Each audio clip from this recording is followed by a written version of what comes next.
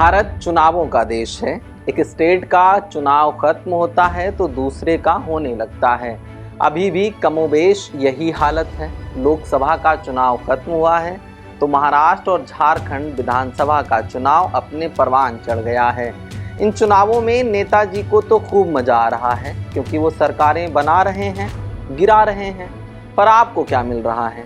आप कहेंगे मुफ्त की योजनाएं, बिजली फ्री मिल रही है, पानी फ्री मिल रहा है, फ्री यात्रा करने को मिल रही है। तथाकथित महिला सशक्तिकरण को बढ़ावा देने के मकसद से तमाम योजनाओं के जरिए महिलाओं के बैंक खातों में फ्री में रुपए भेजे जा रहे हैं। किसानों को फ्री में रुपए दिए जा रहे हैं।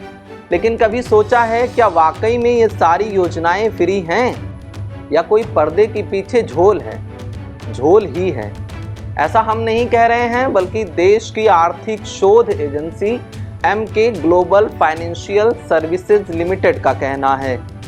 इस एजेंसी का कहना है कि एक तरफ सरकारें आपको फ्री की योजनाएं देकर दूसरी तरफ आपके राज्य के राजकीय कोष की लंका लगा रही हैं। कैसे, जानते हैं इस वीडियो में। हाल ही में जारी EGFSL की एक रिपोर्ट के मुताबिक कोरोना महामारी के बाद केंद्र सरकार के साथ ही राज्यों में भी राजकोषीय संतुलन स्थापित करने की अच्छी कोशिश चल रही थी। चालू वित्त वर्ष के दौरान केंद्र की चाल तो सही दिशा में बढ़ रही है, लेकिन कई राज्यों की स्थिति ठीक नहीं दिखती। इसकी बड़ी वजह लोक लुभावने वादे और उन पर अमल करना है। अगर हम अतीत पर नज़र दौड़ाते हैं तो पता चलता है कि पिछले 2 सालों में देश के 10 राज्यों में चुनाव हुए हैं और इन राज्यों में पॉलिटिकल लीडर्स ने खूब लोक लुभावने वादे किए हैं। जीत जाने के बाद अपने वादों के अनुसार इन लीडर्स ने उन वादों पर अमल भी किया है। हालांकि कई जगह ऐसा हुआ भी नहीं है, पर जहां जहां वादों पर अमल किया गया है अब वो अमल उन राज्यों के वित्तीय स्वास्थ्य पर गंभीर बोझ डाल रहा है या डालने वाला है।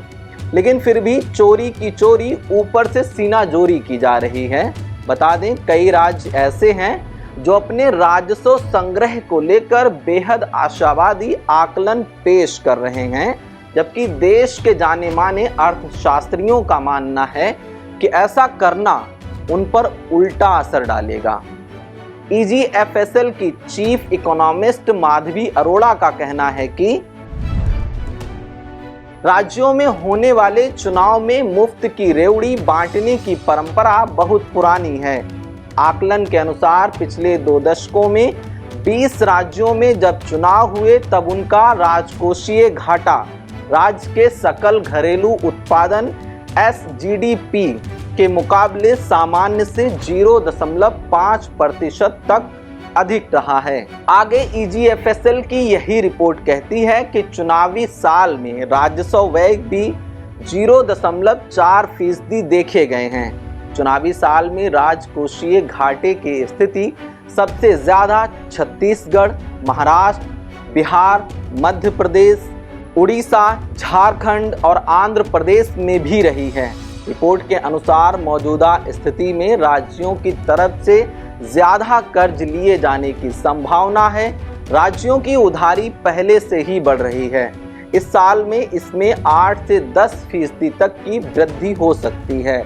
वित्त वर्ष 2025 के अंत तक राज्यों की कुल उधारी 11 लाख करोड़ रुपए तक रह सकती है, जो पिछले वित्त वर्ष से 9% अधिक होगी। राज्यों का संयुक्त सब्सिडी बिल वर्ष 2024-25 के बजट में 3.7 लाख करोड़ रुपए रहने की बात कही गई है। ये राज्यों के कुल राजस्व संग्रह का 8.6 से 8.7% है। सब्सिडी के तौर पर राज्यों की तरफ से इतनी बड़ी राशि सिर्फ कोरोना काल साल 2020-21 में दी गई थी। एक साल में सब्सिडी बिल में 26% तक का इजाफा हुआ है। इसका कारण सिर्फ और सिर्फ मुफ्त की रेवड़ियां ही हैं। अभी भी जब कुछ ही वक्त के बाद में महाराष्ट्र और झारखंड में विधानसभा चुनाव के लिए वोटिंग होने वाली है, तब भी इस बार भी मुफ्त की रेवड़ियों का असर हावी होता दिखाई दे रहा है। बीजेपी के सामने एड़ी से चोटी तक का जोर लगाकर सत्ता पर काबिज झारखंड मुक्ति मोर्चा की हेमंत सोरेन सरकार मैया सम्मान योजना के तहत राज्य की महिलाओं के वोट बटोरना चाहती है। झारखंड मुख्यमंत्री मैया सम्मान योजना अंत्योदय श्रेणी की महिलाओं को वित्तीय सहायता प्रदान करती है। इस योजना के तहत महिलाओं को सालाना 12,000 रुपए की राशि मिलती है, जिसमें से हर महीने 1,000 रुपए का भुगतान किया जाता है। सरकार का उद्देश्य इस पहल के माध्यम से आर्थिक रूप से कमजोर वर्गों की महिलाओं की सहायता करना है। लेकिन चुनाव के वक्त ये उद्देश्य एक दूसरा भी नजर आ रहा है। गौरतलब है कि झारखंड की हेमंत सरकार मुख्यमंत्री मैया सम्मान योजना की 1,000 रुपए की राशि को एक ऐसे वक्त में बढ़ाने पर विचार कर रही है जब कुछ ही वक्त के बाद राज्य में मतदान और मतगणना होने वाली है। फिलहाल सरकारें आपको मुफ्त की रेवड़ियां नहीं दे रही हैं, बल्कि वो आपके राज्य के राजकोषीय संतुलन को असंतुलित कर रही हैं, जिसका खामियाजा कहीं ना कहीं आपको ही भुगतना पड़ेगा। कम से कम MK global financial services limited की रिपोर्ट तो यही बता रही है। अभी के लिए इतना ही। मेरा नाम खुशनूर है और आप पंजाब केसरी टीवी देख रहे हैं। बहुत बहुत शुक्रिया आपका।